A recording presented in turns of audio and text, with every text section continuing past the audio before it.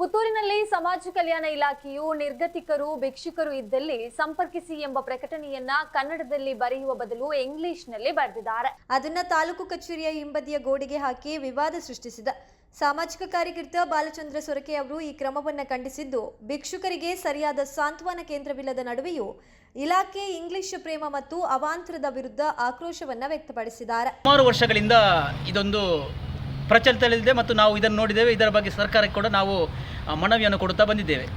ಆದರೆ ಈ ಬೇಡುವವರದ್ದು ಒಂದು ನಿರ್ಮೂಲನೆ ಈವರೆಗೆ ಸರ್ಕಾರ ಮಾಡಲಿಲ್ಲ. ಅದಕ್ಕೆ ಸಮಂಜಸವಾದ ಯಾವುದೇ ಒಂದು ಪ್ರಗತಿಯಾದ ಒಂದು ಕಾರ್ಯಕ್ರಮವನ್ನು ಕೂಡ ಬೇಡುವವರ ಬಗ್ಗೆ ಮಾಡಲಿಲ್ಲ ಮತ್ತು ಅವರನ್ನು ಕೊಂಡೋಗಿ ಸಾಂತ್ವನ ಕೇಂದ್ರಕ್ಕೆ ಸೇರಿಸುವಂಥ ಕೆಲಸ ಕೂಡ ಮಾಡಲಿಲ್ಲ.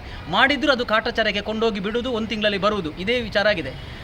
ಈಗಾಗಲೇ ನೋಡಿ, ತಾಲೂಕು ಕಚೇರಿಯಲ್ಲಿ ಒಂದು 5-6 ಕಡೆ ಬೋರ್ಡ್ ಹಾಕಿದ್ದಾರೆ, ಬೇಡುವವರಿದ್ದರೆ ಸರ್ಕಾರದ ಗಮನ ಸೆಳೆಯಿರಿ ಅಂತೇಳಿ.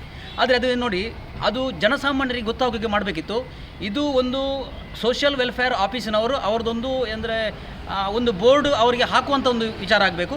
ಅದನ್ನು ಬೋರ್ಡನ್ನು ಹಾಕ್ತಾರೆ, ಅದಕ್ಕೆ ಬೇಕಾದ ಅಮೌಂಟನ್ನು ತಗೊಳ್ತಾರೆ ಹೊರತು ಇದರಿಂದ ಯಾವುದೇ ಪ್ರಯೋಜನ ಆಗುವುದಿಲ್ಲ. ಇದು ಎಲ್ಲಿ ಬೇಕೆಂದರೆ ಸರ್ಕಾರಿ ಎಲ್ಲಿ ಸರ್ಕಾರಿ ಕಟ್ಟಡಗಳಿವೆ ಅಥವಾ ಸರ್ಕಾರಿ ಪ್ರೇರಿತ ಯಾವುದಾದ್ರೂ ಸಂಸ್ಥೆಗಳು ನೋಡಿ, ದೇವಸ್ಥಾನದ ಎದುರುಗಡೆ ದಿನಂಪ್ರತಿ ತುಂಬ ಬೇಡುವವರದಿದೆ, ಅಲ್ಲಿ ಇದನ್ನು ಕನ್ನಡದಲ್ಲಿ ಹಾಕಬೇಕು. ಇದು ಇಂಗ್ಲೀಷಲ್ಲಿ ಹಾಕುವಂಥ ಕ್ರಮ ಅಲ್ಲ. ಯಾಕೆಂದರೆ ಇದು ಕರ್ನಾಟಕ, ಇಲ್ಲಿ ಕನ್ನಡದವರೇ ಜಾಸ್ತಿ ಇರೋದು, 99% ಕನ್ನಡದವರೇ ಬರೋದು.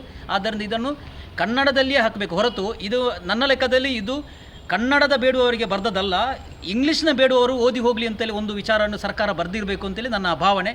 ಆದ್ದರಿಂದ ಇಂಥ ಒಂದು ದುಂದುವೆಚ್ಚ, ಈ ಬೋರ್ಡ್ ಇಲ್ಲಿ ಸರ್ಕಾರಿ ಕಚೇರಿಗಳಿಗೆ ಈ ಬೋರ್ಡ್ ಹಾಕುವಂಥ ದುಂದುವೆಚ್ಚವನ್ನು ತಡೆಯಬೇಕು. ಇದನ್ನು ಬೇಕಾದಲ್ಲಿ ಹಾಕಬೇಕು. ಯಾಕೆಂದರೆ ಸರ್ಕಾರಿ ಪ್ರೇರಿತ ಅಂದರೆ ಈ ಧಾರ್ಮಿಕ ದತ್ತಿ ಇಲಾಖೆಯಲ್ಲಿ ಆದಷ್ಟು ಧಾರ್ಮಿಕ ದತ್ತಿ ಇಲಾಖೆಯಲ್ಲಿ ಮುನ್ಸಿಪಾಲ್ಟಿ ಎದುರು ಸರ್ಕಾರಿ ಕಚೇರಿಗಳು, ತಾಲೂಕು ಪಂಚಾಯತ್, ತಹಶೀಲ್ದಾರ್ ಕಚೇರಿ ಇಲ್ಲಿ ಎದುರುಗಡೆ ಹಾಕಬೇಕು ಹೊರತು ಇದನ್ನು ಹಿಂಬದಿ ಹಾಕಿದರೆ ಇದನ್ನು ಯಾರೂ ಕೂಡ ನೋಡುವುದಿಲ್ಲ ಅಂತೇಳಿ ನಾನು ಈ ಬಗ್ಗೆ ಸರ್ಕಾರದ ಗಮನವನ್ನು ಸೆಳೆಯುತ್ತೇನೆ.